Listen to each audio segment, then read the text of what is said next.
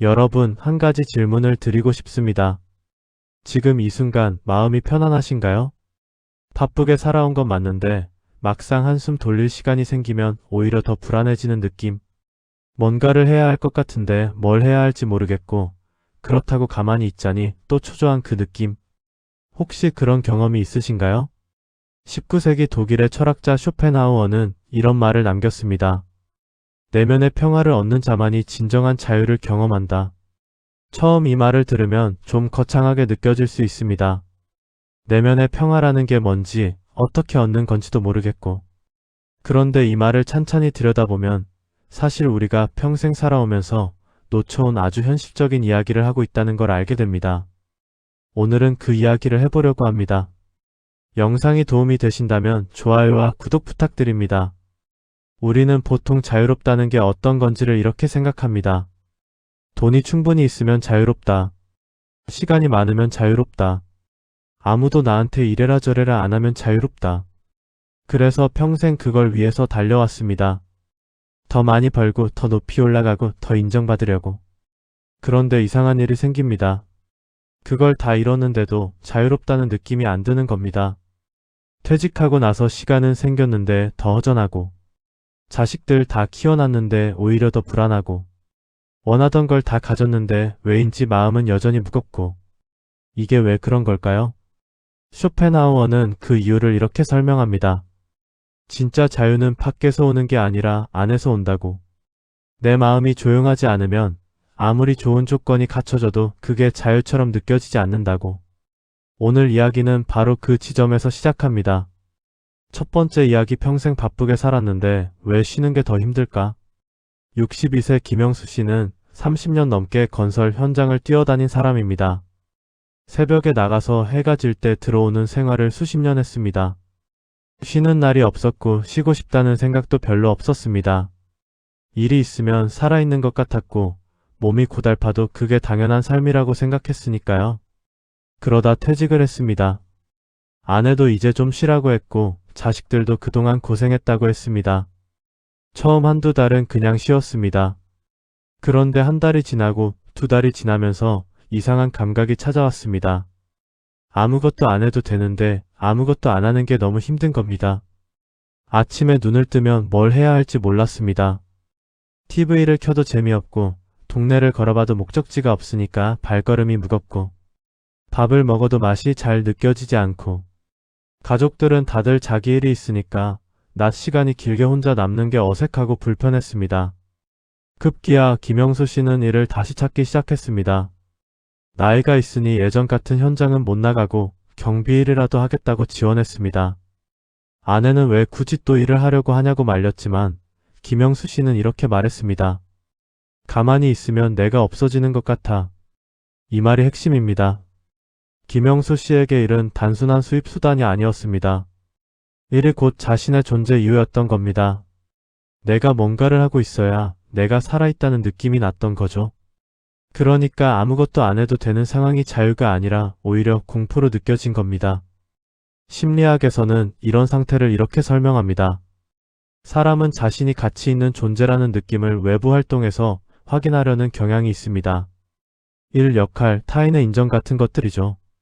그게 오랫동안 반복되면 외부 활동이 없을 때 자신이 누구인지 모르게 됩니다.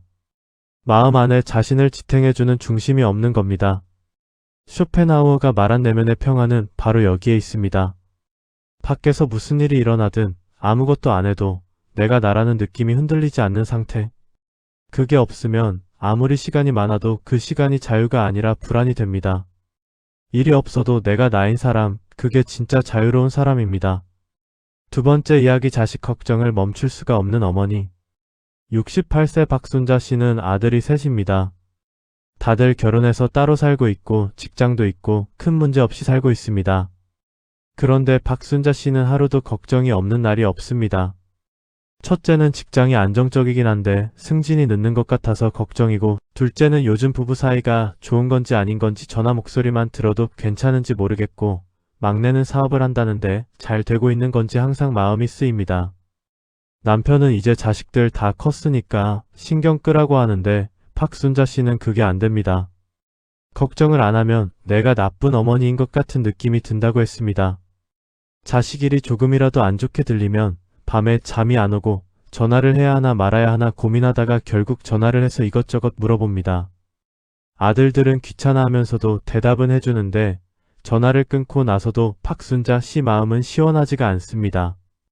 또 다른 걱정이 시작되니까요. 어느 날 둘째 며느리가 조심스럽게 말했습니다.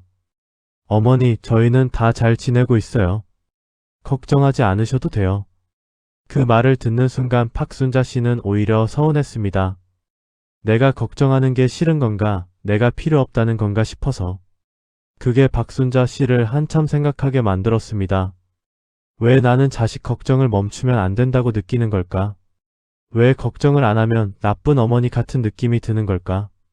사실 그 걱정은 자식을 위한 게 아니었습니다.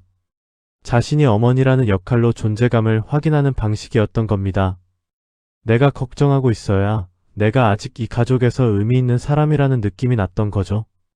이런 심리를 조금 쉽게 풀어서 설명하면 사람은 자신이 쓸모있다는 느낌이 없어질 것 같으면 무의식적으로 그 느낌을 유지하려고 합니다.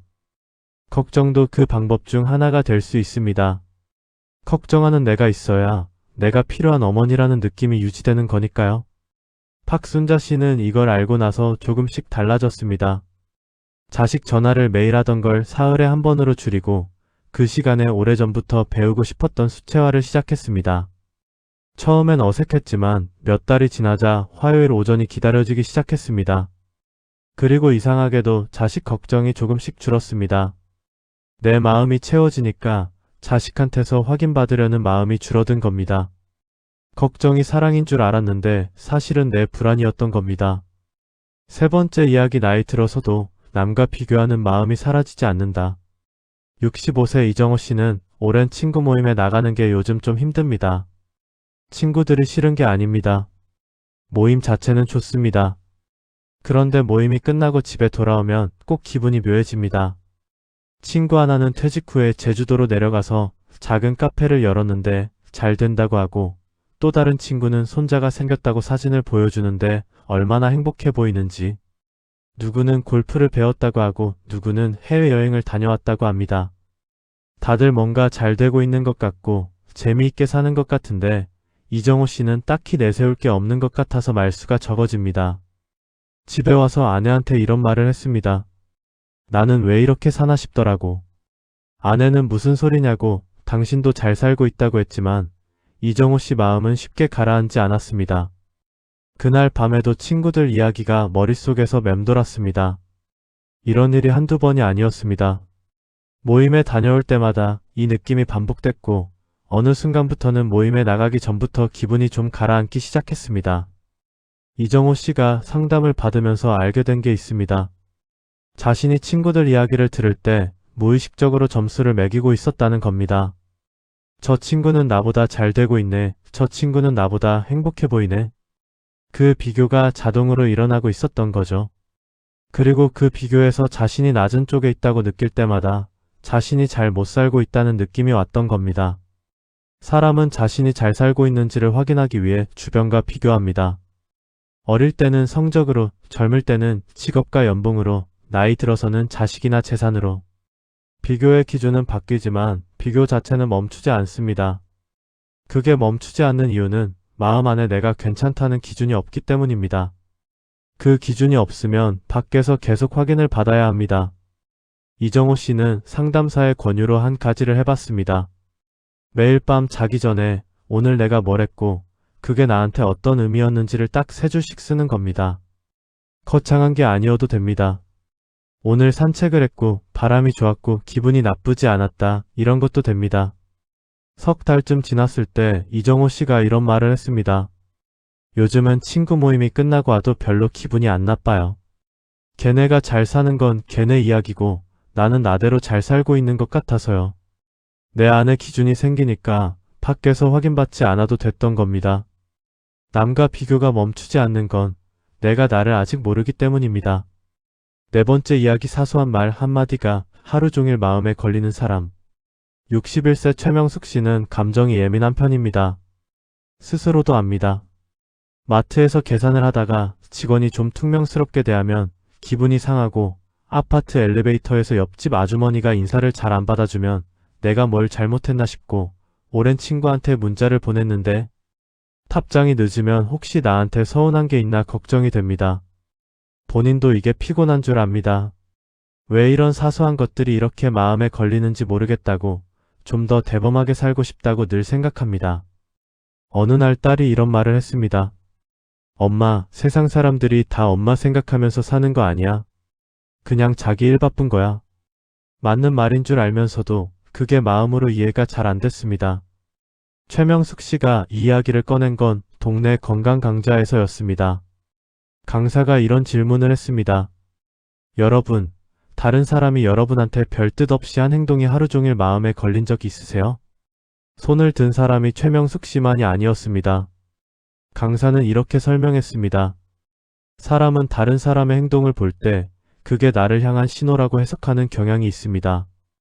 저 사람이 인사를 안 받아줬다. 그러면 내가 싫은 건가? 답장이 늦다. 나한테 화난 건가?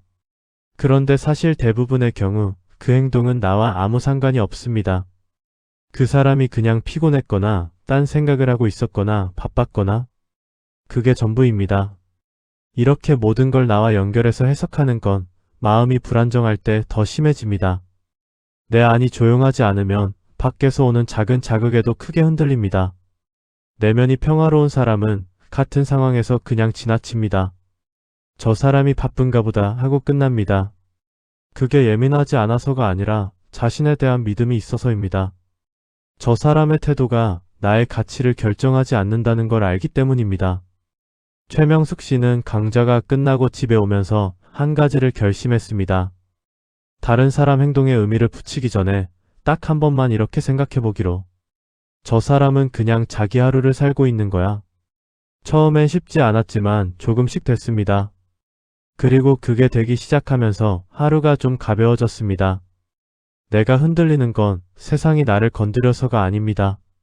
내 안에 중심이 없어서입니다. 5번째 이야기. 오래된 후회를 아직도 놓지 못하는 사람. 70세 강병철 씨에게는 30년 된 후회가 있습니다.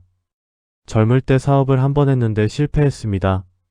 전 재산을 날렸고 가족들도 고생을 많이 했습니다. 다시 직장 생활을 해서 어떻게든 슛을 넣고 자식들도 키웠고 지금은 그럭저럭 안정된 생활을 하고 있습니다. 그런데 그 사업 실패를 아직도 놓지 못합니다. 명절에 가족이 모이면 가끔 그 이야기가 나옵니다. 형제들이 그때 얼마나 힘들었는지를 이야기하면 강병철 씨는 식사 내내 말수가 없어집니다. 집에 와서 아내한테 미안하다고 하고 아내는 이제 다 지난 일인데 왜 그러냐고 하지만 그 말이 위로가 안 됩니다. 밤에 잠이 오지 않고 그때 내가 왜 그런 선택을 했나 하는 생각이 또 시작됩니다. 손자가 태어났을 때도 기쁜 자리인데 마음 한켠에서 내가 젊을 때 실패만 하지 않았더라면 더 해줄 수 있었을 텐데 하는 생각이 올라왔습니다. 아들이 한 번은 아버지한테 물었습니다. 아버지, 그거 언제까지 가지고 계실 거예요? 저는 아무렇지도 않은데. 강병철 씨는 그 말에 대답을 못했습니다. 사실 강병철 씨를 가장 힘들게 하는 건 그 사업 실패 자체가 아니었습니다.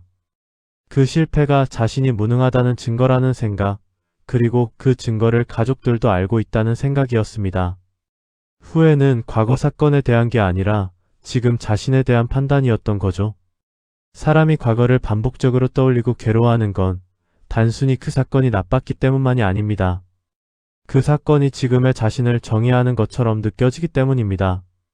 내가 그때 실패했다. 그러니까 나는 실패한 사람이다. 이렇게 연결이 되는 겁니다. 그 연결이 끊어지지 않으면 30년 전 일이 지금도 현재형으로 작동합니다. 강병철 씨는 복지관의 어르신 상담 프로그램에서 상담사를 만났습니다. 상담사가 이런 질문을 했습니다.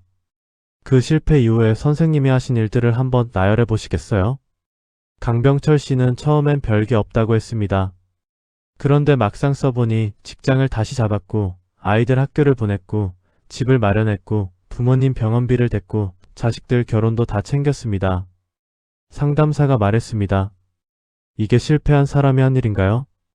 강병철 씨가 그날 처음으로 울었습니다. 자신이 실패한 사람이 아니라 실패를 겪고도 계속 살아온 사람이었다는 걸 그때 처음 제대로 본 겁니다. 과거가 나를 붙잡고 있는 게 아닙니다. 내가 과거를 놓지 않고 있는 겁니다. 지금까지 5가지 이야기를 들어보셨는데 공통점이 보이시나요? 김영수 씨는 일이 없으면 자신이 없어지는 것 같았고, 박순자 씨는 자식 걱정을 멈추면 나쁜 어머니가 되는 것 같았고, 이정호 씨는 친구들과 비교해서 자신이 부족한 것 같았고, 최명숙 씨는 다른 사람의 작은 행동에도 하루가 흔들렸고, 강병철 씨는 30년 전 실패를 아직도 현재처럼 짊어지고 있었습니다. 다 다른 상황 같지만 사실 같은 곳에서 옵니다.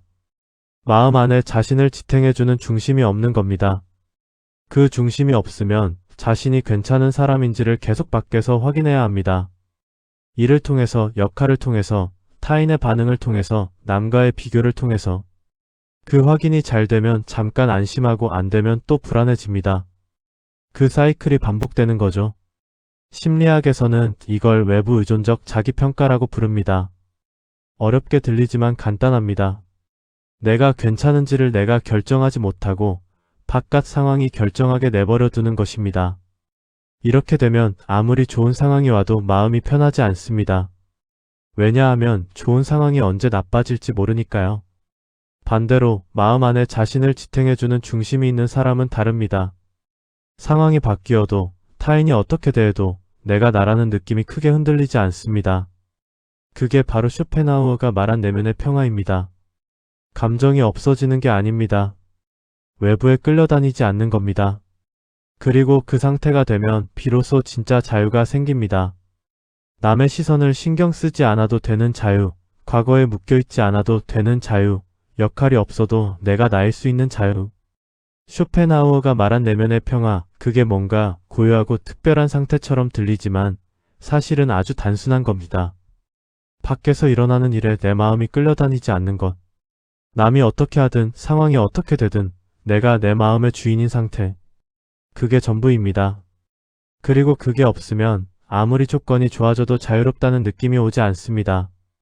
돈이 많아도 시간이 많아도 아무도 나를 간섭하지 않아도 마음 안이 시끄러우면 그 시끄러움이 모든 걸 집어삼킵니다.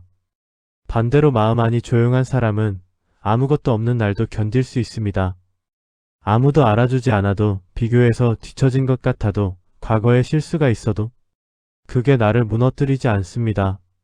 우리가 평생 밖에서 찾아왔던 것 사실은 안에 있었던 겁니다. 오늘 이야기를 들으시면서 혹시 자신의 이야기와 겹치는 부분이 있으셨나요? 오늘 집에 가셔서 딱 하나만 해보시면 좋겠습니다.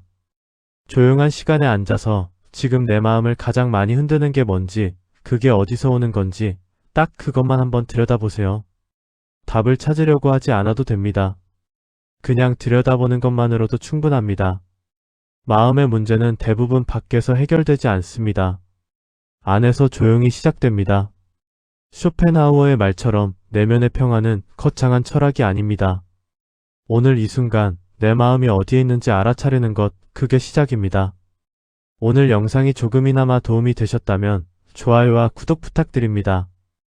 다음에도 이렇게 조용하지만 현실적인 이야기로 찾아오겠습니다.